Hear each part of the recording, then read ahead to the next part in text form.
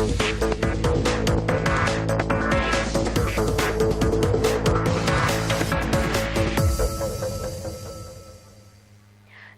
আপনারা দেখছেন high news. আমি শ্রীপর্ণা রয়েছে আপনাদের সঙ্গে। শুরু করছি আজকে স্পোর্টস টুডে। আর শুরুতেই দেখে নেব আজকের হেডলাইন্স।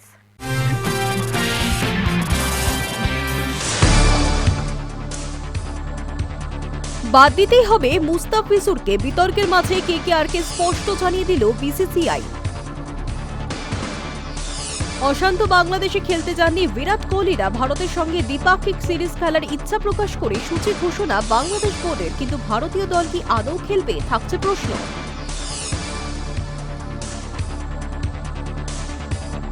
ভারতীয় ক্রিকেটার সুন্দরের এত অহংকার কিসের? ওয়াশিংটন সুন্দরের সঙ্গে যা ঘটল তাতেই উঠছে এই প্রশ্ন।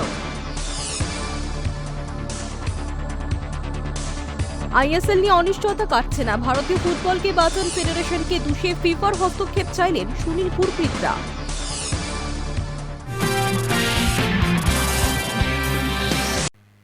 বাদ দিতেই হবে মুস্তাফিজুরকে। বিতর্কের মাঝে কেকেআরকে স্পষ্ট জানিয়ে দিয়েছে বিসিসিআই। তবে বিসিসিআই এটাও তাদের বলেছে, যদি তারা কোনো বিকল্প প্লেয়ার চায় তাহলে বোর্ড সেটার অনুমতি দেবে। বাদ দিতেই হবে মুস্তাফিজুর রহমানকে। সাম্প্রতিক ঘটনার পরিপ্রেক্ষিতে নিজেদের অবস্থান স্পষ্ট করে জানিয়ে দিল বিসিসিআই। বোর্ড সচিব দেবজিৎ শইকিয়া সংবাদ সংস্থা এএনআইকে জানিয়েছেন যে বিসিসিআই থেকে কলকাতা নাইট রাইডার্সকে জানানো হয়েছে মুস্তাফিজুর রহমানকে ছেড়ে দিতে হবে, বদলে অন্য কোনো প্লেয়ারকে চাইলে তারা নিতে পারে। ওপার বাংলার মৌলবাদীদের আগ্রাসন আর ধর্মের নামে হানাহানিতে নিরাপত্তাহীনতায় ভুগছে সংখ্যালঘুরা, জানিয়ে ক্ষুব্ধ ক্রিকেট প্রেমীদের একাংশ। এবছর রেকর্ড 9.2 কোটি টাকায় বাংলাদেশের অন্যতম সেরা পেসারকে দলে নিয়েছে নাইটরা। কিন্তু মুস্তাফিজুরকে খেলানোয় প্রবল আপত্তি হিন্দুত্ববাদী দলগুলির। এই নিয়ে তীব্র বিতর্ক চলছে ক্ষুব্ধ ক্রিকেট প্রেমীদের একাংশ। নাইট মালিক শাহরুখ খানকে দেশদ্রোহী বেইমানও বলা হচ্ছে। বিসিসিআইয়ের এক সূত্র প্রাথমিকভাবে জানিয়েছে বিষয়টা বোর্ডের হাতে নেই, কারণ বাংলাদেশিরা আইপিএলে খেলতে পারবে না। সেই বিষয়ে সরকারের তরফ থেকে কোনো নির্দেশিকা আসেনি। এবারের আইপিএলে একমাত্র বাংলাদেশি মুস্তাফিজুরই। এবার নিজেদের অবস্থান স্পষ্ট করে দিল বোর্ড। দেবজিৎ শইকিয়া স্পষ্ট করে বলেছেন, সাম্প্রতিক পরিস্থিতিতে বিসিসিআই থেকে কেকেআরকে নির্দেশ দেওয়া হয়েছে তাদের বাংলাদেশি প্লেয়ার মুস্তাফিজুর রহমানকে ছেড়ে দিতে হবে। তবে বিসিসিআই এটাও তাদের বলেছে, যদি তারা কোনো বিকল্প প্লেয়ার চায় তাহলে বোর্ড সেটার অনুমতি দেবে। Hi News Network.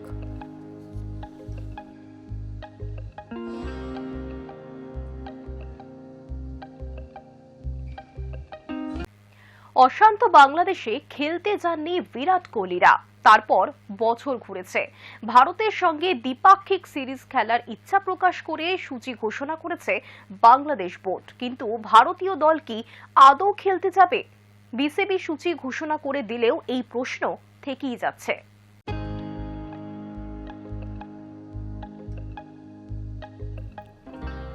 অশান্ত বাংলাদেশে খেলতে যাননি বিরাট কোহলিরা। তারপর বছর ঘুরেছে।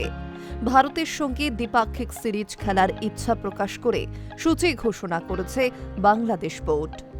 কিন্তু ভারতীয় দল কি আদৌ খেলতে যাবে? বিসিবি সূচি ঘোষণা করে দিলেও এই প্রশ্ন থেকেই যাচ্ছে।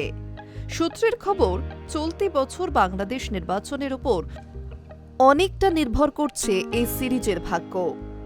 গত বছর জুলাই মাসে বাংলাদেশ সফরে যাওয়ার কথা ছিল ভারতের, কিন্তু সেই সফরে আর যায়নি টিম ইন্ডিয়া।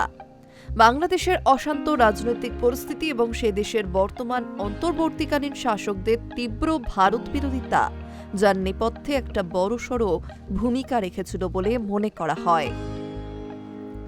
বাংলাদেশ বোর্ড আবার সেই বাতিল সফরে প্রাণ সঞ্চার করল।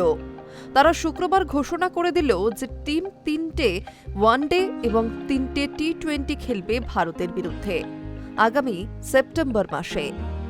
বাংলাদেশ বোর্ড প্রকাশিত সূচি অনুযায়ী প্রথমে ওয়ানডে সিরিজ খেলবে ভারত 1 থেকে 6 সেপ্টেম্বর। তারপর 9 সেপ্টেম্বর থেকে 3টে টি-20 ম্যাচ রয়েছে। গত জুলাইয়ে বাংলাদেশ সফরে ভারত গেলে একই সংখ্যক ওয়ানডে এবং টি-20 খেলার কথা ছিল ভারতের। কিন্তু অনির্দিষ্টকালের জন্য সেই সিরিজ স্থগিত হয়ে যায়। শোনা যায়, অগ্নিগর্ভ পরিস্থিতির মধ্যে ভারতীয় দলকে বাংলাদেশে পাঠাতে রাজি ছিল না কেন্দ্র সরকার। কোনো সরকারি বিবৃতি জারি না হলেও কেন্দ্রের তরফে নাকি বিসিসিআইকে এই সিদ্ধান্ত জানিয়ে দেওয়া হয়েছিল। তারপর বাতিল হয় সিরিজ। শুক্রবার বাংলাদেশ বোর্ড সিরিজ ঘোষণা করে দিলেও সেই নিয়ে বিসিসিআই এখনও চুপ। বিশ্লেষকদের অনুমান, আগামী ফেব্রুয়ারি মাসে বাংলাদেশে সাধারণ নির্বাচন রয়েছে। মনে করা হচ্ছে, নির্বাচিত সরকার এলে তারপর ভারতীয় বোর্ড ঠিক করবে বিসিবি প্রস্তাবিত সিরিজ নিয়ে কি করা হবে। অর্থাৎ নির্বাচনের ফলপ্রকাশ, নির্বাচিত সরকারের সঙ্গে ভারতের কূটনৈতিক সম্পর্ক, এই সবটাই বিবেচনা করে দেখা হবে। ভারতীয় দলকে বাংলাদেশে পাঠানো উচিত হবে কিনা সেই সিদ্ধান্ত নিতে এখনো ঢের বাকি। Hi News network.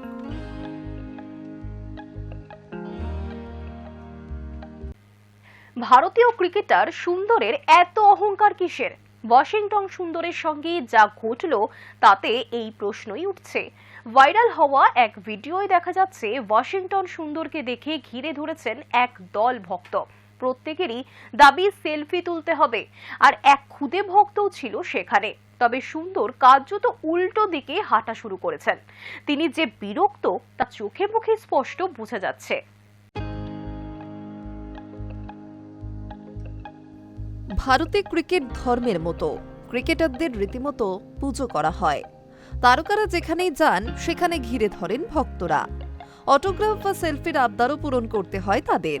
কিন্তু এটাও ঠিক যে তাতে অনেক সময় ক্রিকেটারদের ব্যক্তিগত জীবন প্রশ্নের মুখে পড়ে।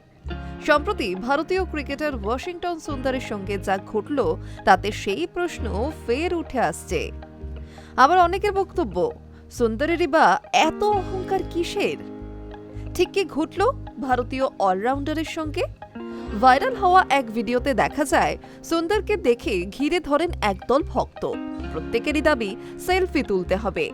এক খুদে ভক্তও ছিল সেখানে। তবে সুন্দর সেই আবদারে পাত্তা দেননি। তিনি যত তাদেরকে এড়ানোর চেষ্টা করছিলেন, তত তাকে ঘিরে ধরেন ভক্তরা। একটা সময় তিনি কার্যত উল্টো দিকে হাঁটা শুরু করেন। তিনি যে বিরক্ত তা চোখে মুখে স্পষ্ট বোঝা যাচ্ছিল। এই ঘটনা নিয়ে দ্বিধাবিভক্ত নেটপাড়া। একদলের বক্তব্য, ক্রিকেটারদের ব্যক্তিগত সময়কে গুরুত্ব দেওয়া উচিত। সবসময় তাদের অনুসরণ করা বা সেলফির জন্য ঘিরে ধরা ঠিক নয়। অনেকে বলছেন, হতেই পারে ওই সময় সুন্দরের মন খারাপ ছিল।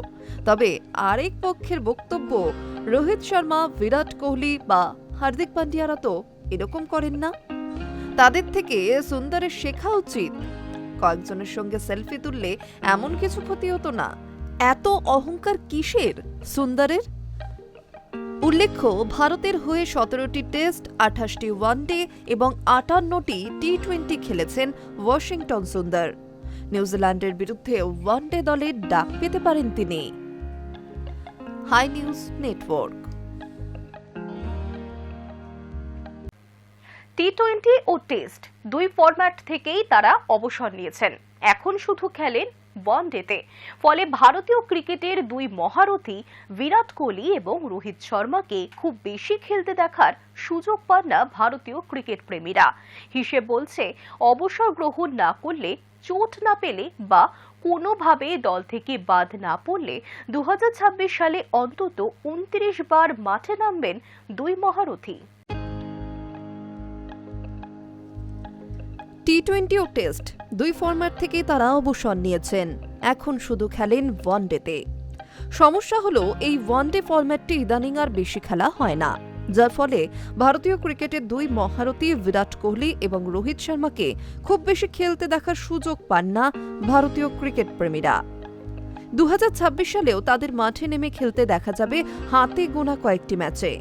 হিসাব বলছে, অবসর গ্রহণ না করলে, চোট না পেলে বা কোনোভাবে দল থেকে বাদ না পড়লে 2026 সালে অন্তত 29 বার মাঠে নামবেন দুই মহারথী। শেষবার দক্ষিণ আফ্রিকার বিরুদ্ধে মাঠে নামেন তারা। আগামী 11 জানুয়ারি ফের নিউজিল্যান্ডের বিরুদ্ধে ওয়ানডে খেলতে দেখা যাবে তাদের। তারপর টি-20 বিশ্বকাপ চলাকালীন তারা মাঠের বাইরেই থাকবেন। মার্চ থেকে শুরু আইপিএল। সেখানে রোহিত শর্মা এবং বিরাট কোহলি দুজনেরই অন্তত 14টি ম্যাচ খেলার কথা। বাংলাদেশের হয়ে ফের তাদের খেলতে দেখা যাবে জুনে। ঘরের মাঠে আফগানিস্তানের বিরুদ্ধে 3টি একদিনের ম্যাচ খেলবে ভারত। জুলাই মাসেই ইংল্যান্ড সফরে যাবে ভারতীয় দল, সেখানেও 3টি ওয়ানডে খেলার কথা। এরপর বছর শেষে ঘরের মাঠে জোড়া সিরিজ রয়েছে ভারতের। ওয়েস্ট ইন্ডিজ এবং নিউজিল্যান্ডের বিরুদ্ধে 3টি করে ওয়ানডে খেলার কথা দুই মহাতারকার, যদি না চোট বা অন্য কোনো কারণে ছিটকে যান বা বিশ্রাম দেওয়া হয়। সব মিলিয়ে 2026 সালে 15টি ওয়ানডে খেলার কথা ভারতের, অর্থাৎ জাতীয় দলের জার্সিতে 15 বারই নামবেন দুই মহারথী। এর বাইরে অন্তত 14টি ম্যাচ আইপিএলে খেলার কথা রয়েছে তাদের। মুম্বাই বা রয়্যাল চ্যালেঞ্জার্স বেঙ্গালুরু যদি নকআউটে ওঠে তাহলে সেই সংখ্যাটা আরও বাড়তে পারে। সব মিলিয়ে নিশ্চিতভাবে 29 বার মাঠে নামার কথা তাদের। এর বাইরে আইপিএল নকআউটে খেলা বা বিজয় হাজারেতে নামলে ম্যাচের সংখ্যা বাড়তে পারে। এখন আবার বিসিসিআই আন্তর্জাতিক ক্রিকেটারদের ঘরোয়া ক্রিকেট খেলাটাকে এক প্রকার বাধ্যতামূলক করে দিয়েছে, ফলে রোকোকেও ঘরোয়া ক্রিকেটে নামতে হবে। Hi News network.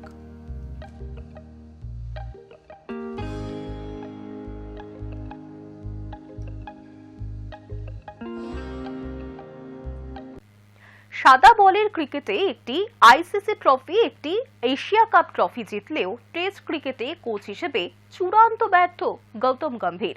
আর এই টালমাটাল পরিস্থিতিতে ভারতীয় টেস্ট দলের কোচ হিসেবে জেসন গিলেস্পি হতে পারেন আদর্শ। তবে কোচ হওয়ার প্রস্তাব কি রাজি হবেন প্রাক্তন অজি তারকা? তার উত্তর জানিয়েছেন গিলেস্পি নিজেই। সাদা বলের ক্রিকেটে একটি আইসিসি ট্রফি এবং এশিয়া কাপ ট্রফি জিতলেও টেস্ট ক্রিকেটে কোচ হিসেবে চূড়ান্ত ব্যর্থ গৌতম গম্ভীর।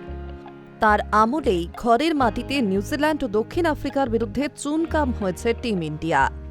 এই টালমাটাল পরিস্থিতিতে ভারতীয় টেস্ট দলের কোচ হিসেবে জেসন গিলেস্পি হতে পারেন আদর্শ। প্রাক্তন অজি তারকাকে যদি শুভমন গিলদের কোচ হওয়ার প্রস্তাব দেওয়া হয় তাহলে কি তিনি রাজি হবেন?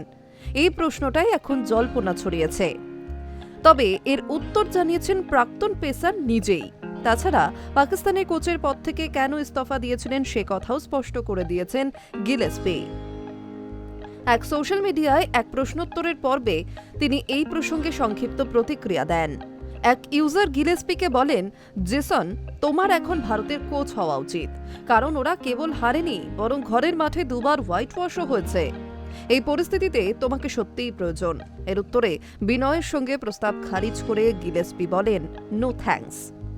উল্লেখ্য, গম্ভীরের আমলে ভারত মাত্র 7টি টেস্ট জিতেছে, 10টি হেরেছে এবং 2টি ড্র করেছে। ঘরের মাঠে 9টি টেস্ট খেলে 5টিতেই কুপকাত হয়েছেন যশস্বী জয়সওয়ালরা। চলতি বিশ্ব টেস্ট চ্যাম্পিয়নশিপের সাইকেলে এখনো পর্যন্ত 9টি টেস্ট খেলেছে টিম ইন্ডিয়া। এর মধ্যে 4 টেস্টে জয় পেলেও 4টিতে হেরে গিয়েছেন শুভমন গিলরা। একটি ম্যাচ ড্র করেছে ভারত। বিশ্ব টেস্ট চ্যাম্পিয়নশিপ ফাইনালে ওঠার দৌড়ে ভারতীয় ক্রিকেট প্রেমীদের ভাবাচ্ছে কোচ গৌতম গম্ভীরের লজ্জার রেকর্ড। তবে ভারতের টেস্ট দলের কোচ হিসেবে দায়িত্ব গ্রহণে কেন রাজি নন তার ব্যাখ্যা অবশ্য করেননি গিলেস্পি। অনেকে মনে করছেন এর জন্য দায়ী পাকিস্তানে তার বিভৎস অভিজ্ঞতা। হয়তো সেই কারণেই কোনো দলের কোচিংয়ে ফেরার উৎসাহই পাচ্ছেন না জেসন গিলেস্পি। 2024 সালের এপ্রিল থেকে ডিসেম্বর পর্যন্ত পাকিস্তানের প্রধান কোচ ছিলেন এই অজি তারকা। সেখানে তিক্ত হয়েছিলেন গিলেস্পির কোচিংয়ের অভিজ্ঞতা। তার আমলে বাংলাদেশের কাছে চুনকামের পর ইংল্যান্ডের বিরুদ্ধে প্রত্যাবর্তন হয়েছিল পাকিস্তানের। ঘরের মাঠে 2-1 ব্যবধানে সিরিজ জিতেছিল তারা। অথচ চূড়ান্ত অপমানিত হয়ে দায়িত্ব নেওয়ার 8 মাসের মধ্যে ইস্তফা দিতে বাধ্য হয়েছিলেন তিনি। গিলেস্পি বলেন, পাক বোর্ডের তরফে কোনো কমিউনিকেশনই ছিল না। পিসিবি ওদের সিনিয়র সহকারী কোচকে আচমকা সরিয়ে দিলেও আমাকে এই ব্যাপারে একটা কথাও বলেনি। এই পরিস্থিতিকে হেড কোচ হিসেবে আমার মোটেও গ্রহণযোগ্য মনে হয়নি, যাতে আমি চূড়ান্ত অপমানিত হয়েছিলাম। এই অবস্থায় দায়িত্ব সামলানো যায় না। সেই কারণে পাকিস্তানের টেস্ট দলের কোচের পদ থেকে ইস্তফা দিয়েছিলাম। অর্থাৎ অপমান সহ্য করতে না পেরেই পাক দলের কোচ পদের পদ ছেড়েছিলেন তিনি। সেই হতাশার রেশ এখনো চলছে, কারণ পাকিস্তানের পর আর কোনো দলেরই কোচিংয়ে আসেননি প্রাক্তন অজি তারকা। High News network.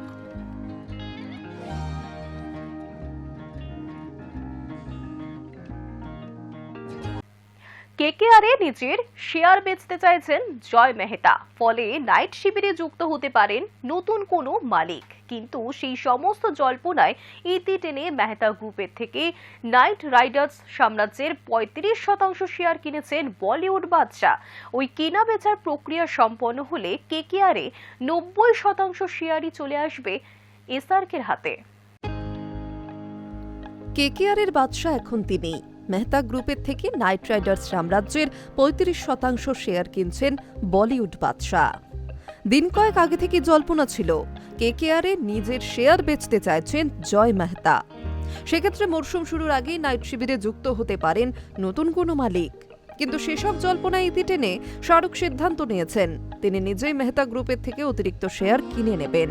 কেনা বেচার প্রক্রিয়া সম্পন্ন হলে তবেই নাইট রাইডার্সের 90% শেয়ার চলে আসবে এসআরকের হাতে।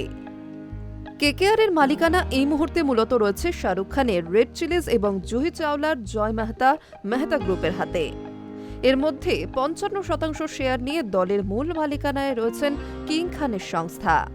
জুহি চাওলা জয় মেহতার হাতে রয়েছে 45% শেয়ার। জানা গিয়েছে তারা নিজেদের শেয়ারের সিংহভাগ বিক্রি করতে চাইছেন। আসলে যে সময় ওই দুই সংস্থা যৌথভাবে নাইটদের মালিকানা পায় সেই সময়ের তুলনায় নাইটদের বর্তমান বাজার মূল্য অনেক বেশি। তাই মেহতা গ্রুপ মূলধন বাড়াতে নিজেদের শেয়ারের বেশিরভাগটা বিক্রি করতে চায়। তবে তৃতীয় কোনো সংস্থা নয়, ওই শেয়ার কিনছেন খোদ শাহরুখ খানই। নাইট ঘনিষ্ঠ সূত্র তেমনটাই বলছে। জানা গিয়েছে মেহতা গ্রুপের অধীনে থাকা 45% শেয়ারের মধ্যে 35%ই কিনে নিচ্ছেন শাহরুখ খান, যার ফলে তার হাতে মোট 90% শেয়ার চলে আসবে, যার বাজার মূল্য প্রায় 4000 কোটি টাকা। মেহতারা পুরোপুরি নাইটদের মালিকানা ছাড়ছে না। জুহি চাওলার হাতে থাকা 10% শেয়ার তিনি রেখে দিচ্ছেন, যদিও সেটা শাহরুখের তুলনায় নগণ্য, যার অর্থ এবার কেকেআরে কার্যত নিরঙ্কুশ হয়ে যাবেন এসআরকে। আইপিএলের অন্যতম সফল দল কেকেআর, 3 বারের চ্যাম্পিয়ন, 4 বারের ফাইনালিস্ট। তাছাড়া শাহরুখ খান এবং কলকাতার নাম যুক্ত থাকার জন্য আলাদা ব্র্যান্ড ভ্যালু আছে কেকেআরের।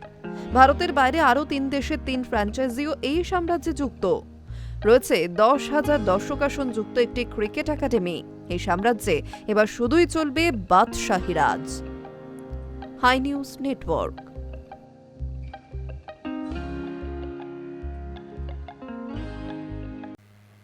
আইএসএল নিয়ে অনিশ্চয়তা কাটার কোনো নামগন্ধই নেই। এই অবস্থায় ভারতীয় ফুটবলকে বাঁচান ফেডারেশনকে দুষে ফিফার হস্তক্ষেপ চাইলেন সুনীল গুরপিতরা। ভারতীয় ফুটবলের কর্মকর্তারা কর্তব্য পালন করতে পারেনি, সাফ বার্তা প্রীতম সন্দেশদের।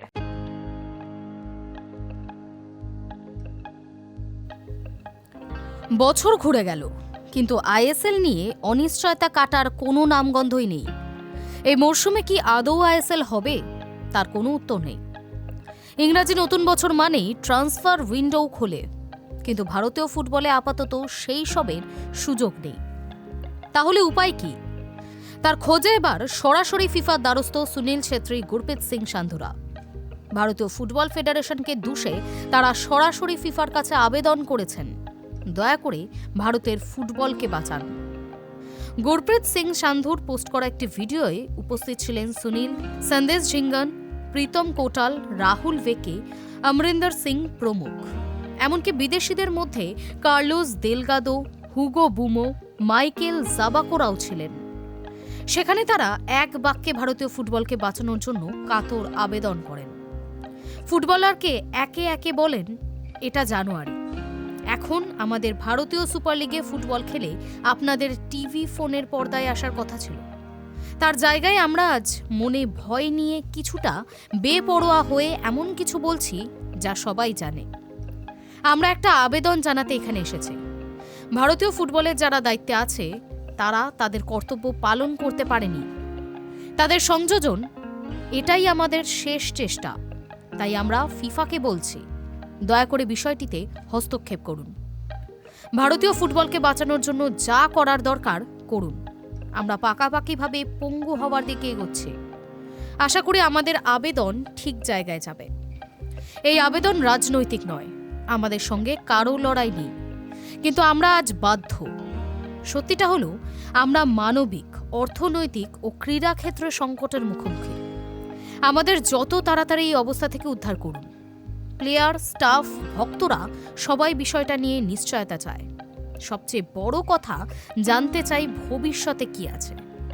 আমরা শুধু ফুটবল খেলতে চাই, আমাদের সেটা করতে সাহায্য করুন। Hi News network.